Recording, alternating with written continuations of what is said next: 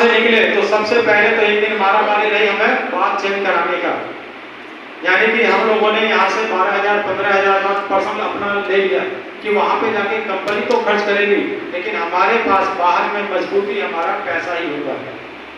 हमारे अकाउंट में पैसा है, हम किसी से पूछ के आ सकते हैं, अकाउंट में पैसा नहीं है तो हम फंस जाएंगे, हमारा कोई भी वहाँ सगा नहीं है। तो हमने क्या किया, सबसे पहले उसको कंप्लीट कराया। जब हमने कन्वर्ट करा लिया फॉरेन करेंसी को, फॉरेन करेंसी कन्वर्ट कराते ही अंदर से फीलिंग आ गई कि अब हम लोग कहाँ के हैं, इंडिया से फ्लाई करने के लिए तैयार हो गए थाईलैंड में। और जब हम लोग वहाँ गए, सबसे पहले आपने लिया, लेने के बाद वहाँ पे हमारे इवेंट मैनेजर सनी जी, उन्होंने बहुत अच्छा कोऑपरेट किया हम लोगों को। जाके हम लोगों को अपना बोर्डिंग पास दिया, बोर्डिंग पास लेने के बाद एंट्री करते हैं, एंट्री करने के बाद फ्लाइट जो हम लोग बचपन में देखा करते वो देखो ऊपर से जा रहा है, टिमटिमाता हो रहा है ना लाइट उसका, लेकिन जब अंदर टच करते हैं, अंदर बैठते हैं तो मजा आता है कि वाह आज सपना साकार हो गया। अगर AWPL हमारे जीवन में नहीं आता तो शायद हम फ्लाइट में बैठने का नसीब भी प्राप्त नहीं कर पाते, क्योंकि बहुत बड़े घराने से नहीं, मिडिल क्लास फैमिली से नहीं, मेरी मम्मी पापा आज तक मैं फ्लाइट में बैठने का हिम्मत नहीं किया, लेकिन AWPL ने दूसरी बार करवाया है और ये दूसरी बार नहीं है सर। अभी तो जाएगा दुबई का ट्रिप, उसमें पूरी फैमिली के साथ 4 टिकट मिला हुआ है और फिर से जाने के लिए तैयार हूँ। अब यहाँ पे सिलसिला हो चुका है विदेशों का, यानी कि नेपाल करवाया, थाईलैंड हो गया है, तीसरा जो टूर है फैमिली के साथ है, 4 टिकट के साथ दुबई का है, और दुबई करके आऊंगा तब तक मेरा मलेशिया रखा हुआ है। मलेशिया का फाइनल है तो दुबई से आने के बाद मलेशिया जाऊंगा, और जब तक मलेशिया से हो के आऊंगा डायमंड शिप कंप्लीट रहेगा, मालदीव हस्बैंड वाइफ दोनों फिर से घूमने के लिए जाएंगे। अब विदेश का जो यात्रा है ना लगातार हो रहा है, लगातार, क्योंकि कोरोना भी अब बाधा देने वाला नहीं है। कोरोना का तीनों टीका लगा हुआ है, टेंशन फ्री है, ठीक है। जब हम लोग वहां बैठे फ्लाइट पे, जब फ्लाइट पे बैठे तो फ्लाइट की जो स्पीड थी, जब स्टार्टिंग में मूवमेंट हुआ तो थोड़ा सा तो धक धक होता है कि भाई ट्रेन पे बैठने वाले पता नहीं कितना ऊंचा होगा कि नहीं जाएगा, ऊपर क्या होगा नहीं होगा, लेकिन जब मूवमेंट किया फ्लाइट मूवमेंट किया तो उसकी स्पीड बढ़ के 250 हो गई। 240 से नीचे के स्पीड में फ्लाइट टेक ऑफ करेगा ही नहीं। तो जब 240 का स्पीड बढ़ाना तो शरीर लगा पीछे रह गया, फ्लाइट आगे चली गई। ऐसा जब महसूस हुआ तो अचानक एक झटका लगता है, और झटका लगता है जब टेक ऑफ करता है तो सारे लोग अपना दिल पकड़ के बैठ जाते हैं कि भाई मैं तो उड़ गया, पता नहीं अब वापस आऊंगा कि नहीं आऊंगा। ऐसा महसूस होता है। आपको विजुअलाइज करा रहा हूं सर क्या चीज है। और ऊपर जाने के बाद थोड़ा सा झटका लगेगा, दाएं बाएं होगा, दाएं बाएं होगा तो ऐसा लगेगा कि हमारा रोड खराब हो गया, गड्ढे आ रहे, कट महसूस होगा। और जब ऊपर चला जाता है बिल्कुल स्मूथ, उसके बाद अपने हॉल में जैसे बैठे वैसे घर में बैठ के बिल्कुल भी एहसास नहीं होगा कि मैं फ्लाइट में बैठा हूँ। बाहर खिड़की से झांक के देखिए तो सिर्फ बादल ही बादल, और बादल नजर आए जैसे रुई का बंडल बिखेरा हुआ पूरा। क्यों मुस्ताक सर ऐसे था ना, रात को ढूंढ लेते रुई का बंडल कहाँ गया, मैं अंधेरे में कुछ नजर नहीं आएगा। तो इस तरीके का था। लेकिन जब ऊपर से वो नीचे दोबारा आने लगा फ्लाइट तो अच्छे लोगों के पसीने छूट गए। मैं डरा नहीं रहा हूँ, एहसास करा रहा हूँ आपको, वो गलती ना हो आपसे वो, क्योंकि जब नीचे आता है तो हवा का प्रेशर जो है बहुत तेज होता है, और हवा का जब प्रेशर होगा तो आपका ये काम रहेगा बिल्कुल फट जाएगा, बहुत पेन होता है। और उसको उस चीज से मुक्ति पाने के लिए एक ही तरीका है, नाक बंद करें, मुंह में हवा भरें और कान से एयर निकालने की कोशिश करें। इतना तेज ना निकाल दें कि कान का चदरा फट जाए, हल्का हल्का प्रेशर देना है। और उस प्रेशर को देने के बाद फूक को अंदर की तरफ चटकते रहिए नाक बंद करके, एयर आपका निकलता रहेगा। इतना भी महसूस नहीं होगा कि मेरे कान में पेन हो रहा है। जिन लोगों ने किया वो रिलैक्स रहे, जिन लोगों ने नहीं किया वो कान के दर्द से आधे घंटे तक छटपटाते हैं। एक छोटी बच्ची थी वो उछल कूद कर रही थी अंदर, उसके कान में इतना प्रेशर बना था। तो होता है कि जब नीचे आता है तो प्रेशर पड़ता है, और सिर्फ हवाई जहाज में नहीं सर, आप उत्तराखंड चले जाओ ऊंचाई पे, और जब वहां से नीचे आओगे काठगोदाम में रामनगर के पास उतरते हो तो आपका काम सुन्न हो जाता है, आधे घंटे तक सुनाई नहीं देगा, एयर प्रेशर होता है। लेकिन जैसे ही हम वहां उतरते हैं, उतरने के बाद सिस्टम ने इतना बेहतरीन कर रखा था।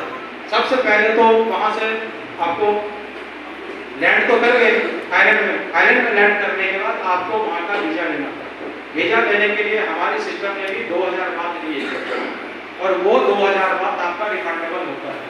कंपनी रखती नहीं, टिकट करवा के देती है, होटल करवा के देती है, आपका वीजा भी करवा के देती है, लेकिन वो सिक्योरिटी मनी आपका होता है, इसलिए कि आप जिस होटल में रुकते हैं वहाँ का नुकसान ना करें। अगर किसी प्रकार की आपको दिक्कत आ गई तो उसी पैसे से मैनेज किया जाएगा, क्योंकि बाद में आप सरेंडर कर जाओगे, सर मेरे पास तो है नहीं, मैं क्या करूँ, तो इवेंट मैनेजर है, आपको निकाल के तो लेके आएगा वहाँ से, बाद में आपसे वसूल लेगा। तो 2000 वो सिक्योरिटी मनी, और वो सिक्योरिटी मनी देते ही वीजा लग गया। वीजा का जैसे ही लगा, बाहर निकलना स्टार्ट, मैंने एक गलती कर दी, वो गलती आप लोग ना करें। मेरे अपना मेरे दोस्त पवन सर, मैंने क्या किया कि अपना टोटल जो था फाइल वो दे दिया उनको कि बैग में रख लो, और वो मेरा बोर्डिंग पास लेके बाहर चले गए। अब बाहर चले गए तो दोबारा अंदर आ नहीं सकते हम, और मैं बाहर जा नहीं सकता, मैं फंस गया थाईलैंड में जाके। अब करूँ तो क्या, पसीने तो छूट जाते हैं, विदेश की धरती में जाके आपका बोर्डिंग पास निकल गया और आप यहीं फंस गए। लेकिन एक समझदारी किया था कि उसका फोटो क्लिक कर दिया। फोटो क्लिक करने के बाद जब ऑफिसर के पास गया तो मैंने मोबाइल में दिखाया, मेरा बोर्डिंग पास एक्सेप्ट किया, पासपोर्ट दिखाया, बाहर निकल गया। बाहर निकलने के बाद सबसे बड़ी मुसीबत, क्योंकि सुबह का मौका और सुबह के मौके में इतनी बड़ी मुसीबत है, सबको कहाँ जाना होता है, वॉशरूम जाना होता है। और अमेरिका वाला रूल जो है वो बैंकॉक सिटी के अंदर है, वहाँ पे आपको वॉशरूम में पानी की व्यवस्था नहीं होती, कि वैसे तरह करना होता है। पूरे बैंकॉक में होटल में चले जाए, घर में चले जाए, वहाँ पे बैन है सर, अगर किसी के बाथरूम में मिल गया पानी तो उसको चालान हो जाएगा। तो ये पूरे बैंकॉक में है, तो आपको टिश्यू पेपर यूज करना होता है। कुछ लोगों ने बदमाशी किया कि थैली भर भर के अपना अंदर ले गए, जो होगा देखा जाएगा, आप तो हिंदुस्तानी हम ईमान के वाले। तो इस सब चीजों से आपको सतर्क रहना पड़ेगा। बाहर निकलते हैं लग्जरी बस, और बस सर लग्जरी है, कहते हैं ना वोल्वो बस बेकार है उसके सामने। बस का डेकोरेशन डिजाइनिंग इस तरीके से किया था कि आपका वो कॉन्फ्रेंस हॉल है, इधर बैठे हुए मैं इधर बैठा हूँ, बीच में एक टेबल रखा हुआ है, पानी का बोतल सारा आराम से बात करते जाइए। उस बस के अंदर डीजे पे है, वैसा सिस्टम लगा हुआ है, A to Z सारी व्यवस्था थी, शौचालय की व्यवस्था भी उस बस के अंदर की हुई है। यानी लग्जरी बस, उस बस में आपको बिठा के होटल की तरफ ले जाते हैं, और होटल जाने के बाद आपको चाबी दे देता है। एक रूम में 2 सिंगल अलग बेड लगा हुआ, वो आप जाइए आराम से नहाइए धोइए रिलैक्स करिए, वहाँ आपको पानी की सुविधा है। बैंकॉक छोड़ के पटाया सिटी जाते हैं, वहाँ आपको ये व्यवस्था दी जाती है, और वहाँ जाने के बाद आराम से रिलैक्स करिए। जिस होटल में रुके थे वहाँ पे सिर्फ कीड़े मकोड़े दिखते थे, कीड़े मकोड़े, इसीलिए हम लोग को खाने का रास्ता दूसरे में। सुबह सिर्फ ब्रेकफास्ट कराने के बाद जितना भी हमारा खाना डेली होटल बदल के हुआ, और इतना बेहतरीन व्यवस्था वो AWPL में हो सकता है, बाहर कहीं नहीं हो सकता। इतना बेहतरीन सिस्टम ने 5 वो लग्जरी बस 24 आवर के लिए पैक कर, कहीं भी जाना है तो उसी बस से लेके जाना है, और जब तक हमें वो एयरपोर्ट पे ड्रॉप नहीं किया तब तक बस वो वहीं पे रही। हमारे जो इवेंट मैनेजर संजय राठौर ने 24 आवर खड़े रहे, किसी को 1% की परेशानी ना हो। और साथ में वहाँ जो रॉयल थाई वेकेशन जो इनके पार्टनर हैं, उनके जितने भी गाइड थे, गाइड 100% कोऑपरेट किया। और वहाँ का जो फेमस 2-4 भाषा आ गया कि चलो बहुत ज्यादा, क्योंकि वो लोग भी हमारी भाषा को चलो बोलते, जो भी चलो उनका लैंग्वेज बिल्कुल अलग था, काफी फेमस हो गया। वो भी भैया 2-4 बातें बोल रहे भी सीख गए। तो इतना बेहतरीन ट्रिप रहा। अगले दिन से हमारा शुरू हुआ शाम को, लेकिन एक चीज मैं बताना चाहूंगा जरूर, वहाँ एक चीज देखने को मिला, एक भी भिखारी नहीं, एक भी भिखारी आपको कहीं रोड पे नहीं मिलेगा। सारे लोग काम में बिजी, और जितने भी लोग हैं वो अपने काम को प्रोफेशनल तरीके से करते हैं, चेहरे पे शिकन नहीं आती है, कोई एक दूसरे को कहने को नहीं होता है कि भाई ये काम कर लो, जिसका जो काम है देखा और तुरंत वो करके फ्री हो जाए। साफ सफाई बहुत ही बेहतरीन, कहीं आपको धूल मिट्टी नजर नहीं आएगी, इतना मतलब बेहतरीन सिटी है ना। रोड पे चलोगे ना हॉर्न 3 दिन 4 दिन में सुनाई देते, एक बार सुनाई दे सकती हॉर्न बिल्कुल भी नहीं। अगर आप यहाँ से जा रहे हैं कितनी भी स्पीड से आ रहे हैं, 100 मीटर पहले गाड़ी वाला रोक देगा, इतना मैनर से संयम है, आपको निकल जाने देगा, फिर वो क्रॉस। रोड की चौड़ाई लंबाई जो भी है बहुत ही बेहतरीन, इतना भी धूल मिट्टी नजर नहीं आएगा, सिस्टम बहुत ही बढ़िया, बहुत बढ़िया। और वहाँ जब हम लोग घूमने के बाद कोरस आइलैंड में, कोरस आइलैंड का जो मेन था वहाँ पे, वो कोरस आइलैंड में आप टिकट देना होता है, क्योंकि कोरस लाइन में आपको ले जाएगी सिस्टम, बोर्ड पे लेके जाती है, दूसरे आइलैंड पे ले जाके आपको छोड़ देती है, कहती है यहाँ बैठिए हमारे लोग आएंगे और आने के बाद आपको फिर से लेके जाएंगे। लेकिन कोरस आइलैंड पे जिन्होंने एक्टिविटी नहीं किया सर, वो बेकार है, जाना बेकार है। सबसे पहले तो पैराग्लाइडिंग कराते हैं, जिसमें कि हमें उम्मीद नहीं था कि हमारे सर भी करेंगे, और सबसे अच्छा उड़ के आए, सबसे अच्छा उड़ के आए सर हवा में, बिल्कुल पक्षियों की तरह, और दोनों हाथ छोड़ के, मेरे पास वीडियो है, वीडियो भेज दूंगा मैं ग्रुप में, आप देख लीजिएगा, बहुत ही बेहतरीन। तो पैराग्लाइडिंग का, पैराग्लाइडिंग के बाद फिर एक आता है हमारा स्कूबा डाइविंग। आप YouTube पे सर्च मारोगे दिखाएगा, स्कूबा डाइविंग कम से कम 50 फुट गहराई में आपको उतार देता है, और 50 फुट गहराई में जब उतारता है तो आप समझ सकते हैं सर सांसें कट जाती हैं, और ऐसे नहीं जाते, ऑक्सीजन देके जाया जाता है। आपको पहले बोट पे लटका देगा, लटकाने के बाद एक 50 केजी से ज़्यादा का हेलमेट आपके सर पे डाला जाता है, 50 केजी से ज़्यादा वेट होता है, सिग्नल आप उठा नहीं सकते, 2 आदमी उठाएगा आपके सर पे पहना देगा, यहाँ पे एक लोग होता है उसमें ऑक्सीजन लगा दिया जाता है, पाइप कनेक्ट रहता है ऑक्सीजन का, और एक हाथ से कहेगा कि हेलमेट पकड़िए और एक हाथ से पाइप पकड़िए, क्योंकि कितना लटका दिया आपको समुद्र में बोट पे, और फिर बोलेगा छोड़ दीजिए, और छोड़ेंगे तो क्या हुआ, डर के मारे लोग छोड़ते नहीं है, लेकिन वो आके जबरदस्ती हाथ छुड़ा देता है। जब मेरी बारी आई तो पहले बोला छोड़ो, मैं नहीं छोड़ रहा आ गया, उतना तो लटका हुआ था, जाता कहाँ, हाथ का मुट्ठी खोला, मुट्ठी खोलते नीचे गया, और जैसे हाथ छुटाना, मैंने कहा ये मैंने क्या गलती कर दी, अंदर से आवाज है मैं कहाँ जा रहा हूँ, और सीधा जाके नीचे अटक गया।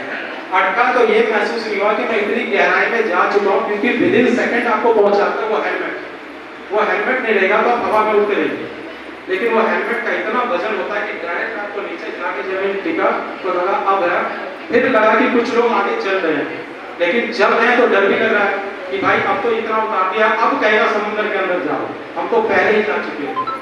उसके बाद अंदर बना हुआ था पाइप लगा के, उसके सहारे आपको चलना है, और जितनी भी एक्टिविटी करते हैं अंदर आपको एक फोटोग्राफर होता है जो वीडियो लेता है, वो वीडियो भी दे दिया सबको, सीडी मिल गया, और वो पूरा वीडियो बनाता है। अंदर जाके आप मछली को खाना खिलाते हैं, जब खाना खिलाते हैं तो बड़ी बड़ी मछलियाँ आके आपके हाथों को टच करती हैं, आपके सामने मछलियाँ खेलती है, वो देखने में बहुत ही सुंदर लगेगा।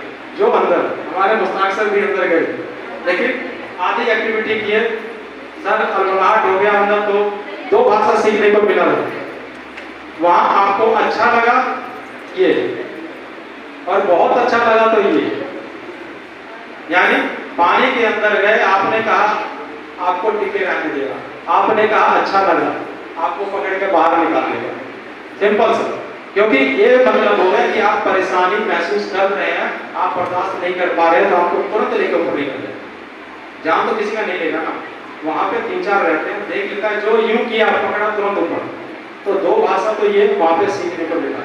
और स्कूबा डाइविंग जो भी जाए हर एक को करना चाहिए, कोई भी एक्टिविटी मिस मत करना, थोड़े बहुत पैसे नहीं बचाना, क्योंकि जो आज वहाँ से आ चुके हैं वो चाहेंगे कि वो एक्टिविटी पूरे वर्ल्ड में सिर्फ वही होता है सर, आइलैंड लोग मशहूर है, वो जो आ जाएगा क्या दोबारा जाएगा करने के लिए, वो 10-20 हज़ार रुपये बचा के तो ले आएगा, लेकिन जिंदगी भर पछताता रहेगा कि शायद मैं वो एक्टिविटी कर लिया हो। स्कूबा डाइविंग कराने के बाद फिर ले जाता है आपको समुद्र में, और बोट बाइक पे घुमाता है, बनाना बोट पे घुमाता है। बनाना बोट की खासियत यह है कि 3 लोगों को बिठाएगा और एक बोट बाइक से खींचेगा और पूरा चक्कर लगा के आएगा, और लास्ट में जब पॉइंट पे आता है इतने पानी में ऑटोमेटिक वो झटका देता है और आपका बोट पलट जाता है, और बोट पलटता है तो कहाँ जाते हैं आप, सीधा पानी के अंदर।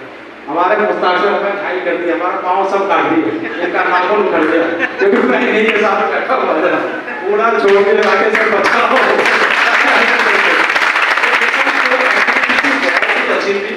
वहाँ से आने के बाद अगले दिन की जो हमारी एक्टिविटी को टाइगर पार्क का, जैसे कि सर ने डिस्क्राइब किया कि जिंदा टाइगर का नाम सुन के लोग कांप जाते हैं, लेकिन इतना वेल ट्रेन किया हुआ था, वो सामने बैठा हुआ सर जो शिकारी होता है उसका ट्रेनर बैठा हुआ है, और वो हिल के आपको देख नहीं रहा।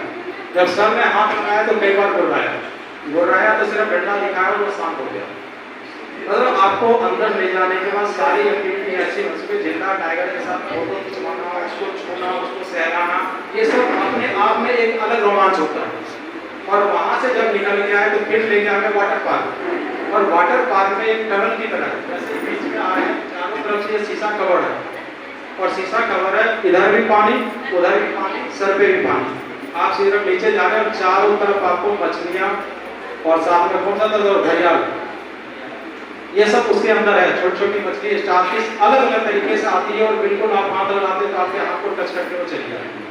तो वाटर पार्क बहुत ही बेहतरीन बना था, एक तरह कहते हैं कि एक्वेरियम है और छोटा एक्वेरियम, बहुत ही बड़ा एक्वेरियम, अंदर तक जाते हैं, घूम के आते हैं। ये जो गोल गोल टनल बिल्कुल अलीबाबा 40 चोर में है ना, एक उस तरीके का वो लगता है कि 40 का 40 टनल बना के रख दिया है। तो ये सब चीज वहाँ पे हुआ।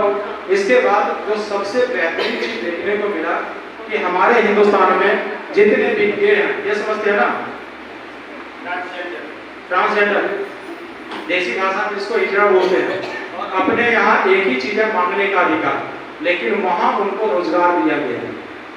वो सबसे बहुत ही बढ़िया, जहाँ जो मिला उनको काम पे लगा रखा है। एक भी व्यक्ति आपसे पैसा मांग नहीं सकता। और उन लोगों का जो एक शो चलता है अल्काजार शो, बहुत ही बेहतरीन शो है। जब आप उस शो में जाएंगे तो आप फर्क नहीं पाएंगे कि वो ट्रांसजेंडर है या फिर वो लेडीज है। और इतना तालमेल 40-50 की संख्या में, और सबका जो कॉम्बिनेशन है step by step, film sir fail है। 3D पिक्चर हॉल के अंदर उस तरीके से वो लोग मैनेज करते हैं, देख के आप अचंभित हो जाएंगे।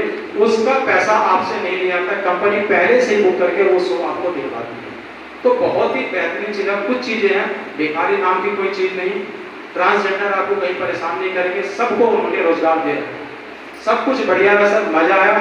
जितने भी लोग हैं, इतना इसलिए बताया कि आप लोग विजुलाइज करें कि मुझे भी जाना है, अगर मैं नहीं जाऊंगा तो कितना बड़ा एक चीज है। जो सर ये आंखें हैं देखने के लिए, ये हमारा बॉडी है, ये सारा कुछ बना हुआ है। मैंने बोला सर जो महसूस करोगे उसको पाने की कोशिश करोगे, महसूस नहीं करोगे तो जाने का मन भी नहीं करोगे।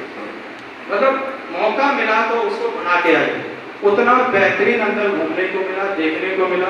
लेकिन सबसे बड़ी बात पता है क्या है, सब कुछ कर लीजिए लेकिन I love my India, India is the best, India से बेहतर कंट्री कहीं हो ही नहीं सकती।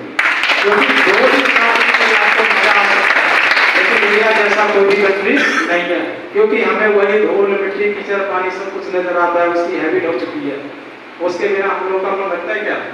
जैसे ही कलकत्ता में आए, अरे कहाँ आ गए, क्योंकि कलकत्ता का आपको पता ही है, अंदर घुसते ही सियालदह वाला जाएंगे तो बस का धूल मिट्टी डीजल पॉल्यूशन सारा कुछ मिलना शुरू हो गया। महसूस हो गया कि मैं इंडिया पहुंच चुका हूँ। एयरपोर्ट के अंदर तक पता नहीं चलता है। तो जितने भी एमरल्ड हैं, एमरल्ड एवॉर्ड जो अचीव कर चुके हैं या करने वाले हैं, थाईलैंड का मजा जरूर लीजिएगा। बहुत ही बेहतरीन कंट्री है, बहुत ही बेहतरीन सर। थाईलैंड नहीं गए तो कहीं नहीं गए। बहुत सारे लोगों के दिमाग में गलत पिक्चर रहा कि थाईलैंड बहुत ही बेकार कंट्री है। सब कुछ गंदगियां है, वो सिर्फ आपको पता है सिटी के अंदर है, क्योंकि वहाँ पे लाइसेंस दे रखा है। तो गंदगियां है, लेकिन हमारी जो नजर हम सिखाते हैं ना सर कि पॉजिटिव और निगेटिव, आपकी नजरें क्या देखना चाहती है, क्या महसूस करना चाहती है, वो आपके ऊपर है। तो हमारा जो पिक्चर भी क्या होगा, हम वहाँ की खूबसूरती को देखने जाएं, वहाँ वो महसूस करें। और यहाँ हम अपना दिमाग गंदा करके जाएंगे तो गंदगी मिलेगी, हम अपना दिमाग साफ करके जाएंगे तो हमें क्या मिलेगा? साफ सुथरा ही मिलेगा। तो बहुत ही बेहतरीन कंट्री है, वहाँ करके आएंगे। जितने भी एमरल्ड हैं, पासपोर्ट अगर नहीं बनाए तो पासपोर्ट बनने के लिए दे दें। और जो टोपाल है वो तो 100% करवा लें, और जिन्होंने 3 डोज नहीं लिया है वो 3 डोज जरूर ले लें, क्योंकि बिना वैक्सीनेशन आपको एंट्री वहाँ नहीं मिलेगी। अपना पासपोर्ट करवा लें, 3 डोज लगवा लें, और जल्द से जल्द अगर 2000, 4000, 5000 रह गया है तो जल्दी से जल्दी इसको कंप्लीट करा के और कंपनी को अपना पासपोर्ट जमा करवा दें। क्या सभी लोग तैयार हैं? Yes. कितने लोग जाएंगे आप थाईलैंड? अभी भी एक्साइटमेंट नहीं है, लगता है कि लोगों को थाई प्रसाद देना पड़ेगा।